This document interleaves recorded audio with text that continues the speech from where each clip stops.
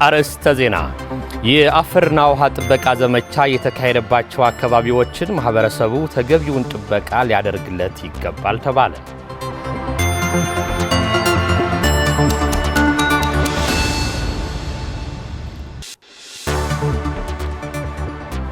እስራኤል በጋዛ ሰርጥ ሰሜናዊና ደቡባዊ ክፍል የምድር ላይ ዘመቻዎችን መጀመሯ የእስራኤል መከላከያ ሰራዊት አስታወቀ።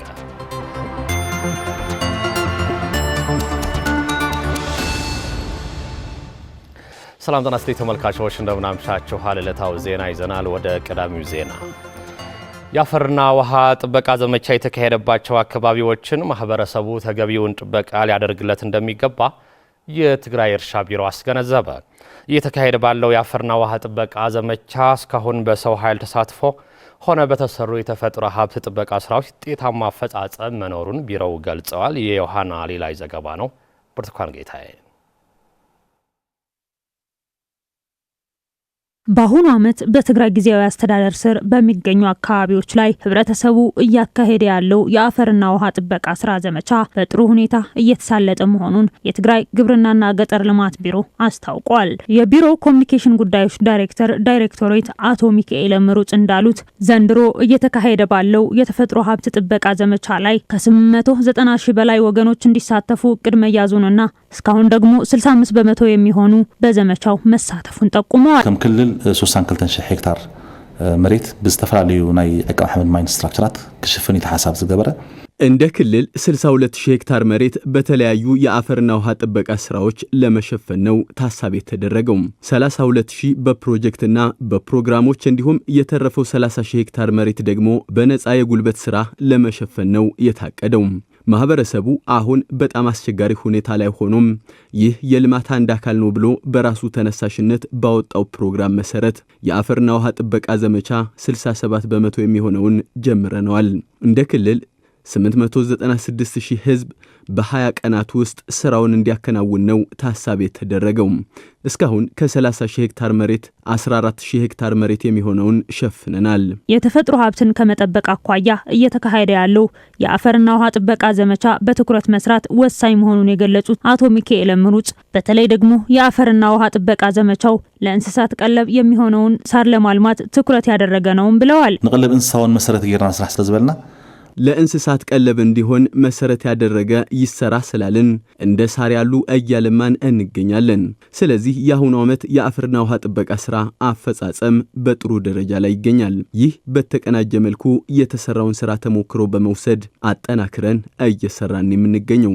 የአፈርና ውሃ ጥበቃ ዘመቻ የተካሄደባቸው አካባቢዎችን ደግሞ ማህበረሰቡ ተገቢውን ጥበቃና ክትትል ሊያደርግለት ይገባልም ብለዋል። አብዚ ህብረተሰብ ክልሎ ማለት ነው ሓንቲ ቦታን ሕሪ ተخلل ኮይና መስራሕ ትርጉም ይብላል። ይህ የተሰራውን የአፈርና ውሃ ጥበቃ ስራ ህብረተሰቡ ሊጠብቀው ይገባል። እንዳይፈርስ መከላከል አለበት። ካልሆነ መስራት ትርጉም የለውም። ስለዚህ ሁሉም የሚመለከተው አካል በየደረጃው ከሰው ከእንስሳ መጠበቅ አለበት። በክልል ደረጃ 62,000 ሄክታር መሬት በተለያዩ የአፈርና ውሃ ጥበቃ ስራዎች ለመሸፈን መታቀዱን የገለጹት የትግራይ ግብርናና ገጠር ልማት ቢሮ እስካሁን 30,000 ሄክታር መሬት በተለያዩ የአፈርና ውሃ ጥበቃ ስራ በህብረተሰቡ ነፃ ጉልበት ስራ መሸፈኑን ለማወቅ ተችሏል።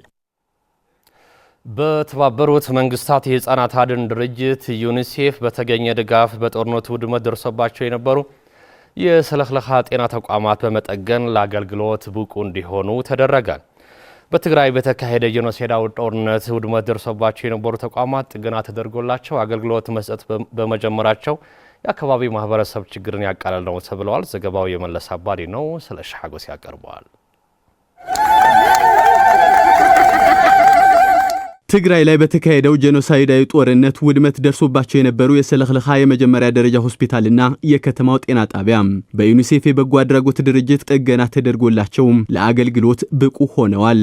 ክንደይ ደቀንስትዮ አብዚ ሞይተናን አይነብ ኢድና ማለት ይሳን ህክምና በህክምና አገልግሎት ማጣት ምክንያት ብዙ እናቶች ህይወታቸው አልፏል። በረሃብ ምክንያት የተፈናቃዮች ህይወት በየቀኑ ያልፍ ነበር። በህክምና ማጣትና በረሃብ ብዙ ወገኖች እያጣን ነበር። አሁን በበጎ አድራጊ ድርጅት በተደረገልን ድጋፍ የሚቀር ነገር ቢኖርም ላደረገው ድጋፍ በጣም እናመሰግናለን። ተለሚጽ ተሰርሕን የጽብቅ ሪኢናይና አውስጥ ግን ብዙ ይጎልይ ማለት ጥገና ተደርጎለት በማየታችን በጣም ደስ ብሎናል። ውስጥ ላይ ግን በግብአት ደረጃ የሚቀረው ነገር አለ። በስኳር፣ በኩላሊት፣ በደም ብዛት የሕክምና አገልግሎት ማጣት ምክንያት ብዙ ወገኖቻችን አጥተናል። ቀሪ ስራ እንዲሰራ አሁን የተደረገው ድጋፍ አበረታች ነው። የሰሜን ምዕራብ ዞን የላዕላይ ቆራሮ ወረዳ ተወካይ አቶ ይርጋ ኃይለም የወረዳው ህብረተሰብ የጤና ተቋማት በመውደማቸው ችግር ላይ ወድቆ እንደነበር በመግለጽ ዩኒሴፍ ላደረገው ድጋፍ አመስግነዋል። ይትረፍ ናይ መንግስታዊ ትካል መዋዕታዊ ሆስፒታል ዝኣክል ንብረት ዘለዎ ናይ ሕድሕድ ውልቀ ሓረስታይ ንብረቱን ተጻዒኑ ሄደ። እንኳን ብዙ ንብረቶች የነበሩት የመንግስት ሆስፒታል ቀርቶ የግለሰብ ንብረትም ተዘርፈዋል፣ ወድሟል። ቢሆንም ይህን ሆስፒታልና ጤና ጣቢያ የዳግመ ግንባታ አንድ አካል አድርጋችሁ እናቶችና ህጻናት ጥሩ የሕክምና አገልግሎት እንዲያገኙ በማድረግ ለሰራችሁት ስራ ከልብ አመሰግናለሁ። እርግጥ ነው ሆስፒታሉ አገልግሎት ለመስጠት ከነዳጅ እጥረት ጀምሮ ችግሮች አሉበት። ስለሆነም የበጎ አድራጎት ድርጅቶች ተጨማሪ ድጋፍ እንድታደርጉልን ጥሪ አቀርባለሁ። በትግራይ የዩኒሴፍ አስተባባሪ ሚስተር ዴቪድ እግሉ ህጻናት ተገቢውን አገልግሎት አግኝተው እንዲያድጉ ድርጅታቸው የሚችለውን ጥረት በማድረግ ላይ እንደሚገኝ ይገልጻሉ።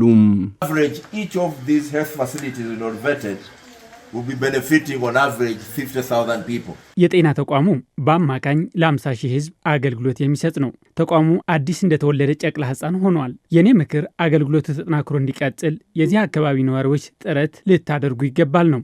ተቋሙ የሚሰጠው አገልግሎት የተሻለ እንዲሆን መተባበር ይኖርባችኋል። ምክንያቱም በተከታታይ የምትገለገልበት በመሆኑ ዩኒሴፍ በዚህ አካባቢ የሚወለዱ ህጻናት ብሎም በትግራይ የሚወለዱ ህጻናት ጤንነታቸው ተጠብቆ እንዲያድጉ ነው ዓላማችን። የትግራይ ጤና ቢሮ ኃላፊ ዶክተር አማኑኤል ኃይለ በጄኖሳይዳዊ ጦርነት ምክንያት የወደሙ ጤና ተቋማት በመጠገን መልሰው አገልግሎት እንዲሰጡ በሚደረጉ ስራዎች የሁሉም ተሳትፎ እንደሚጠይቅ ያብራራሉ። ገናታት ንምጽጋን ናውትታት ንምምላ ፈተና ይገበራል። ጥገናዎች ለማድረግ ግብአቶችን ለማሟላት ጥረት እየተደረገ ነው። ቀላል የማይባሉ ድጋፎችም ለማድረስ እየሰራ ነው። ይህ ያስደስታል። ግን ደግሞ ስራችን ጨርሰናል ማለት አይደለም። በ30 ዓመት የተገነባውን የጤናው ዘርፍ በመውደሙ በ2 ዓመት ውስጥ መልሶ መገንባት አይቻልም። ገና በርካታ የግብአት አቅርቦቶች ያስፈልጋሉ። በመሆኑም በውጭም በውስጥም የሚኖሩ ተጋሩና የትግራይ ተወላጆች እንዲሁም ባለሀብቶች እንዲሁም ሌሎች የበጎ አድራጎት ድርጅቶች ድጋፍ እንዲያደርጉም እንሰራለን። ሁለቱም የጤና ተቋማት እንዲጠገኑ አስተዋጽኦ ላበረከቱ የተለያዩ አካላት ሽልማት ተበርክቷል። የአክሱም ዘመነ መንግስት ዘመን ተሻጋሪ ሐውልቶቹ የተለያዩ የስነ ህንጻና ቅርጻ ቅርጾችን ጨምሮ አክሱማውያን የደረሱበት የስልጣኔ ማማ የሚያሳዩ አሁንም ድረስ የዘለቁ ቅርሶች ከመኖራቸው ባሻገር የነበራቸው ጠንካራ ስነ መንግስት፣ የባህር ንግድ ትስስርና ግንኙነት የአክሱም ስልጣኔ በዓለም ገናና ካደረጉት ማሳያዎች መካከል ይጠቀሳል። ታዲያ እነዚህ የአክሱማውያን መገለጫ የሆኑ ሐውልቶችና ቅርሶችን በመጠቀም ትግራይ የቱሪዝም መስህብ ማዕከል በማድረግ ተጠቃሚ ሆና መልሳ እንድትገነባና እንድትለማ መስራት ያስፈልጋል ተብለዋል። ኃይለሥላሴ ገብረ ሚካኤል አዘጋጀው ዘገባ ታሪክ ፍሳ ተመልክተዋለች።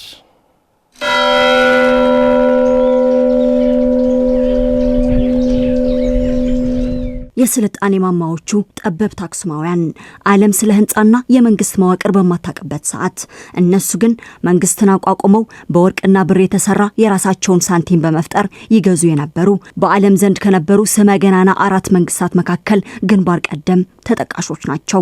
ያነጋገርናቸው በአክሱም ዩኒቨርሲቲ ኢኮሎጂስት የሆኑት መምህር ወሉ ገብረስላሴ በታሪካዊቷና የጥንታዊነት ተምሳሌት በሆነችው አክሱም ከተማ በሐውልቶቿ መሃል ሆነው ከትግራይ ቴሌቪዥን ጋር ባደረጉት ቆይታ ይገልጻሉ። ስልጣኔ መንግስት አክሱም ማለት ኣብ 30 ክፍለ ዘመን ድሕሪ ልደተ ክርስቶስ ከክርስቶስ ልደት በኋላ በ3ኛው ክፍለ ዘመን ያሉ የታሪክ መዛግብት እንደሚያሳዩን ከሆነም በወቅቱ 4 ትልልቅ ኃያላን መንግስታት ነበሩ። ከነዛ መካከል የአክሱም መንግስት አንዱ ነበር። ሌሎች 3ቱ ደግሞ የሮማ መንግስት፣ የፐርሺያና ቻይና መንግስታት ናቸው። ታዲያ የአክሱም መንግስት ከነዚህ አንዱ ነበር ማለት ነው። ስለዚህ የአክሱም መንግስት ስልጣኔ እዚህ አካባቢ ብቻ የተገደበ ሳይሆን በዓለም ደረጃ ዕውቅና የነበረው ኃያልና ታዋቂ ስልጣኔ እንደነበር ነው። ዓለም ያልደረሰችበት ስልጣኔና ዕውቀት ራሱ የአክሱም መንግስት ደርሶበት ነበር። ጋና ፍትሹዕ ጊዜ ዓለም ዓለም በጎሳ መሪዎች በምትተዳደርበት በዛን ወቅት አክሱማውያን ግን መንግስት አቋቁመው ከወርቅና ብር የራሳቸውን ገንዘብ ሰርተው ነበር። ይህ ማለት ደግሞ የአክሱም መንግስት ከፍተኛ ደረጃ ላይ ሊያስቀምጡት ከሚችሉት መለኪያዎች መካከል አንዱ ነው። አክሱማውያን ከሱዳን እስከ ግብጽ ከሮም እስከ የመን ከተለያዩ የዓለም ሀገራት ጋር የንግድ ትስስር የነበራቸው ስመገናና ነገስታትና ነጋዴዎች እንደነበሩም የሙዚየም ባለሙያ አቶ ጌትነት በርሀ ይናገራሉ። ብዙህ ናይ ትሬድ ኮንታክት ወይ ንግድ ርክብ አክሱማውያን በርከት ያሉ የንግድ ግንኙነቶች ይመሰርቱ ነበር።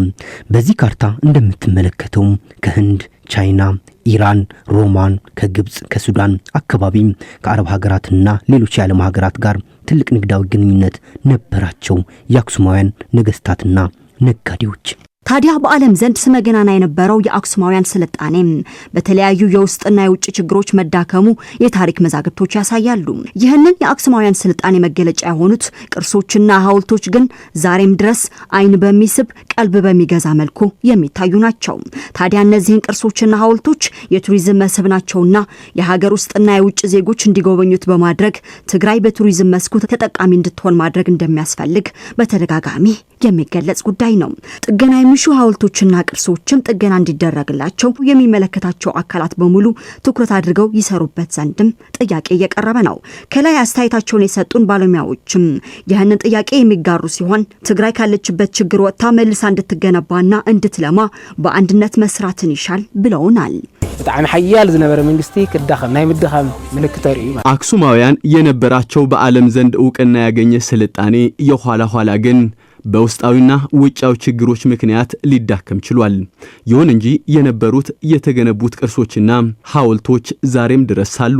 ስለሆነም ያሉንን ውስጣዊ ችግሮች በመፍታት ይህንን ታሪካችን ዓለም አውቆት ትግራይ በቱሪዝም መስክ ተጠቃሚ እንድትሆን አንድነታችንን አጠናክረን መስራት አለብን። ይህንን ካደረግን ካለንበት ችግር ወጥተን ወደ ተሻለ ደረጃ የማንደርስበት ምክንያት የለም።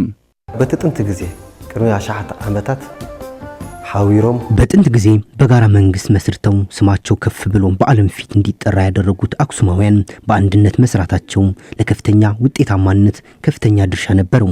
አሁን ይህ የነበረን ስልጣኔ የለንም፣ ግን ደግሞ በጋራ ተባብረን ከሰራን ያለንን ሀብት ወደ ውስጥ በማየት ከተግባባን ወደ ከፍታ የማንወጣበት ምክንያት የለም። ወጣቶች የሱስ አስከፊነት በመገንዘብ ራሳቸውን ከመሰል ተግባራት በማራቅ ማህበረሰባቸውን ብለው ሀገራቸው በሚጠቅሙ ስራዎች ላይ ሊሰማሩ ይገባል ሲሉ ከሱሱ ያገገሙ ወጣቶች ገለጹ። የሰላም ገብረ አምላክ ዘገባ ፍሬወት ወለመድህን። ወጣቶች በጓደኞቻቸው ወይም ደግሞ በድብርት ጭንቀትና ተስፋ መቁረጥ ውስጥ ሲገቡ እንደ ቀልድ የሚጀምሩት የአደንዛዥ እጾች ወደ አልባሌ ሱሶች በመግባት ለበሽታ ብሎም ለሞት እንደሚጋለጡ ይገለጻል። በመቀለ ከተማ በፍሪሚናጦስ የህፃናት አረጋውያንና የአይምሮ ህሙማን መንከባከቢያ ማዕከል ያገኘናቸው ወጣቶችም እንደ ቀልድ በጓደኞቻቸው ግፊት ለመዝናናት ብለው ይወስዱት የነበረው አደንዛዥ እጽ ወደ ሱስ ከፍ በማለት ለከፍተኛ የአይምሮ ህመም ተጋልጠው እንደነበር ይገልጻሉ። ቅድሚ ዩኒቨርሲቲ ጽኑዕ አቋም ነርኒ ሱስ ሕማቅ እዩ የዝል ነረ ወደ ዩኒቨርሲቲ ከመግባቴ በፊት በሱሶች ላይ የነበረኝ አመለካከት በጣም መጥፎና አጥብቄ ነበር የሚቃወሙ ወላጅ አባቴን በሱስ ስላጣሁት ማለት ነው። ነገር ግን ወደ ዩኒቨርሲቲ ከገባሁ በኋላ በጓደኞቼ ተገፋፍቼ ጀመርኩት ወደ ከፍተኛ ሱስ አምርቶም ትምህርቴን ለማቋረጥ ተገደድኩኝ። በዚህም ከፍተኛ የስነልቦና ጉዳት ደርሶብኛል። እኔ ያው ዩኒቨርሲቲ ኮምቱናይዘ ተመሳሳይ ታሪክ እኔ በጀመርኩበት ወቅት ጫት፣ ሲጋራ እንደ ነውር ነበር የሚቆጠረው። እንደ ቀልድ ዩኒቨርሲቲ ላይ ነበር የገባሁበት። ሱሴም ከፍተኛ ስለነበር ልመረቅ ጥቂት ወራት ሲቀሩኝ በዲሲፕሊን ምክንያት ተባረርኩ። አልባሌ ሱስ ከተጠቂው አልፎ ቤተሰቡን በአካባቢው ያለው ማህበረሰብ ለአደጋ የሚያጋልጥ መሆኑን የገለጹት እነዚህ ወጣቶች በፍሪሚናጦስ መንከባከቢያ ማዕከል በተደረገላቸው እንክብካቤ ገብተውበት ከነበረው አስከፊ ችግር መላቀቃቸውን ይናገራሉ። ማህበረሰብ ትጎድልኻ ሙግዳ አነ ሐዚስ በቅድሚያ ራሴን ጎዳው አሳመምኩ። ሲቀጥል ደግሞ ቤተሰቤንና ማህበረሰቤን ከፍ ሲል ሀገሬን ነው የጎዳሁት። ሲቪል ኢንጂነሪንግ ተምሬ ከኔ የሚጠበቀው ለቤተሰቦችና ለማህበረሰቤ ማድረግ አልቻልኩም። ከቤተሰብና ወጻ ይዙ ነገር እዚ ከምዚ ቤተሰቦቼ ከኔ ብዙ ነገር እየጠበቁ ለዚህ ደረጃ በመብቃቴ ከፍተኛ የሆነ የስነ ልቦና ጉዳት ደርሶባቸዋል። በተለይ በኔ ላይ ደግሞ በማህበረሰቡ መገለልና በሌሎች ምክንያቶች የስነ ልቦና ጉዳት ደርሶብኛል። ሱስ በተለያየ መልኩ ሊመጣ እንደሚችል ያስረዱት በአይደር ሪፈራል ሆስፒታል የአይምሮ ስፔሻሊስት አቶ እጸድንግል ሐደራ አብዛኛው ጊዜ ወጣቶች በጓደኞቻቸው ግፊት ወዳልተፈለገ ሱስ እንደሚገቡና በተለይም ወላጆች ልጆቻቸው ከጅምሩ የት እንደሚያሳልፉ ክትትል ሊያደርጉ ይገባል ሲሉ አስረድተዋል። ናማንዛ ድፊት ሐዲ እንተና መጀመሪያ ገዛውን ደቅና በይሙዓሉ ምዃኑን ራይ እዚ ዲፕሬሽን የመጀመሪያው የጓደኛ ግፊት ነው። ሌላው ቤተሰብም ልጄ የት የዋለ ነው የሚለውን በቂ ክትትል ያለ ማድረግ እንደ ምክንያት ናቸው። ወጣቶች ድብርት፣ ጭንቀትና ተስፋ መቁረጦች ሊያጋጥማቸው ይችላል። እነዚህ ችግሮች ደግሞ ወዳልተፈለገ ሱሶች ያምራቸዋል። ከዚህ እንዲላቀቁ ወደ ባለሙያ በመውሰድ ተስፋን እንዲሰንቁ ማድረግ ይቻላል። የፍሪሚናጦስ የህፃናትና አረጋውያን የአይምሮ ህሙማን መንከባከቢያ ማዕከል ስራ አስኪያጅ አባ ገብረ መድህን በርሀ እንደሚያስረዱት በማዕከሉ 180 የአይምሮ ህሙማን እንክብካቤ እየተደረገላቸው መሆኑን በመግለጽ በማዕከሉ የሚገኙ ወጣቶች በአስቸኳይ ታክመው ማህበረሰባቸውን እንዲጠቅሙ እየተደረገ መሆኑን ያስረድተዋል። ካብዚኦም ቶም 180 ናይ ምስናይ ህሙማት አእምሮ ተተሓዘ ማለት 180 በአእምሮ ህመም የተጠቁ ናቸው። በአንድ ቤት አንድ የአእምሮ ህመምተኛ አለ ማለት ቤት ሙሉ ነው የሚታመመው። ስለዚህ እነዚህ የአእምሮ ህሙማን መንከባከብ ማለት ቤተሰቡን ማሳረፍ ነው። የሱስ በሽታ በጣም አደገኛ በሽታ ነው። በተለይም ወጣቶችን የሚጎዳ ነው። ወጣቶች የሱስ አስከፊነት በመገንዘብ ራሳቸውን በማራቅ ማህበረሰባቸውን ብሎም ሀገራቸውን በሚጠቅሙ ስራዎች ላይ ሊሰማሩ እንደሚገባም ጠቁመዋል። በሱዳን የትግራይ ስደተኞች መጠለያ ካምፕ እምራኮባ በተነሳው የእሳት አደጋ የሰው ህይወት ማለፉ ተገለጸ። የእሳት አደጋው በሰውና በንብረት ላይ ከፍተኛ አደጋ ማድረሱን በአካባቢው የሚገኙ የትግራይ ተወላጆች ስደተኞች ተናግረዋል። በአደጋው የአንድ ሰው ህይወት ሲጠፋ በሌሎች የአካል ጉዳት በንብረት ላይ ደግሞ ከፍተኛ ጉዳት ማድረሱን ገልጸዋል። በተጨማሪም በርካታ የትግራይ ስደተኞች ቤቶችም በአደጋው መውደማቸው ተገልጸዋል። በሱዳን በእምራኮባ ጨምሮ በተለያዩ የስደተኞች ካምፕ ውስጥ ከ70 ሺህ በላይ የትግራይ ተወላጅ ስደተኞች መኖራቸው ይታወቃል።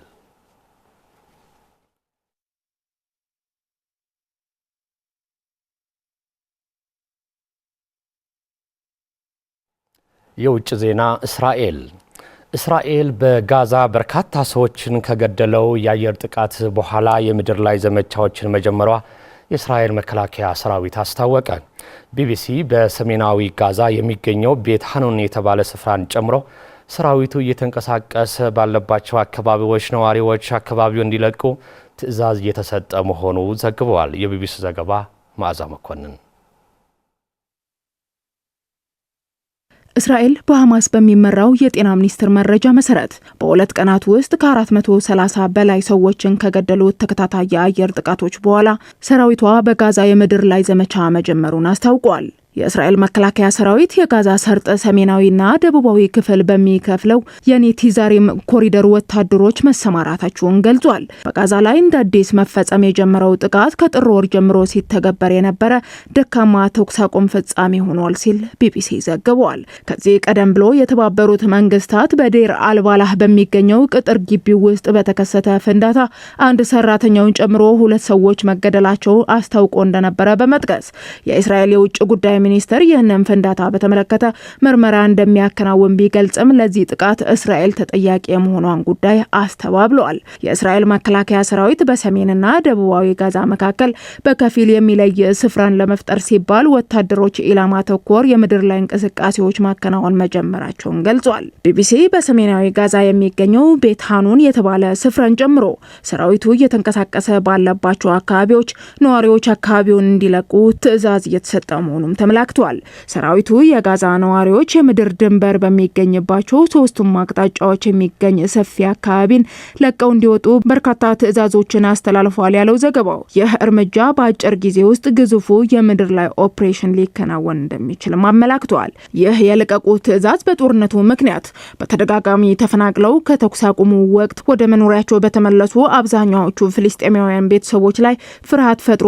አካባቢውን በእስራኤል ሰራዊት ምልክት ከተደረገበት በኋላ ቤተሰቦች ደህንነትን ፍለጋ መሸከም የቻሉትን ዕቃ ይዘው በእግር በጋሪ ወይም በተሽከርካሪ ስፍራውን ለቀው ሲሄዱም ታይቷል። የእስራኤል መከላከያ ሚኒስትር እስራኤል ካትዝ ሮብ ባስተላለፉት መልእክት በፍልስጤም ግዛት ተይዘው ያሉ ቀሪዎቹ ታጋቾች እንዲለቀቁ የመጨረሻ ማስጠንቀቂያ ሰጥቷል ያለው ዘገባው አሁንም ድረስ በህይወት እንዳሉ የሚታመኑትን 24 ሰዎችን ጨምሮ 59 ታጋቾች በሐማስ እንደተያዙ እስራኤል ትናገራለች። የመከላከያ ሚኒስትሩ ካትዝ የእስራኤል ፍላጎቶችን ካልተፈጸሙ አማራጭ የሚሆነው ሙሉ በሙሉ ውድመትና ጥፋት እንደሆነ በመጥቀስ ሐማስ እንዲወገድ የሚተላለፈውን ጥሪ ደግሞ አሰምተዋል። ይህ የሰራዊቱ እንቅስቃሴ የተከናወነው ረቡዕ ዕለት በዴር አልባላህ የሚገኘው ቅጥር ግቢ ላይ በደረሰ ጉዳት የተባበሩት መንግስታት ሰራተኛ ከተገደለ በኋላ ነው። ማክሰኞ ዕለት የእስራኤል ጠቅላይ ሚኒስትር ቤንያሚን ኔታንያሁ በሙሉ ኃይል ውጊያ በድጋሚ መጀመሩን የተናገሩ ሲሆን ማንኛውም የተኩስ አቁም ድርድር ከተኩስ ውስጥ ሆኖ እንደሚካሄድ መግለጻቸውና ረቡዕ ዕለትም የአየር ጥቃቶች መፈጸማቸውን ቀጥለዋል። ከጥቃቱ እንደ አዲስ መጀመር ወዲህ በጋዛ የተፈጸመው የመጀመሪያው የቦምብ ድብደባ ግን ደካማው የተኩስ አቁምና የታጋቾችን ልውውጥ ስምምነት ጥር 11 2017 ዓ.ም ከተፈረመው ወዲህ ትልቁ ሆኖ ተመዝግቧልም ተብሏል። በመጨረሻም ሩሲያና ዩክሬን 175 ምርኮኞች መቃየራቸው የሁለቱም ሀገራት ባለስልጣናት አስታወቁ። የምርኮኞች ልውውጥ የተደረገው የሩሲያው ፕሬዚዳንት ቭላዲሚር ፑቲን ከአሜሪካ ፕሬዚዳንት ዶናልድ ትራምፕ ጋር ካደረጉት የስልክ ንግግርና ከደረሱት መግባባት ላይ መሆኑ ባለስልጣናቱ ገልጸዋል። የዩክሬን ፕሬዚዳንት ቮሎዲሚር ዜሌንስኪ ከትራምፕ ጋር ካደረጉት የስልክ ልውውጥ በኋላ በሰጡት ማብራሪያ በያዝነው ዓመት ዘላቂ ሰላም እንዲመጣ ብሎም እንዲረጋገጥ ተስፋ እንዳላቸውና ከአሜሪካ ጋርም በጋራ ለመስራት ስምምነት ላይ እንደደረሱ አስታውቀዋል። የሩሲያው ፕሬዚዳንት ቭላዲሚር ፑቲን ከአሜሪካ ፕሬዚዳንት ዶናልድ ትራምፕ ጋር ካደረጉት የስልክ ልውውጥ በኋላ መሰረተ ልማቶችና የኃይል ማመንጫ ተቋማት ላይ ያነጣጠረ ጥቃት ለማቆም እንደተስማሙም ቢቢሲ ዘግበዋል። ፑቲን አክለውም ስምምነቱ ሙሉ ለሙሉ የተኩስ አቁም ስምምነት ተግባራዊ የሚሆነው ዩክሬን ወታደራዊ እርዳታ ማግኘት ስታቆም ነው ሲል ቢቢሲ ዘግበዋል።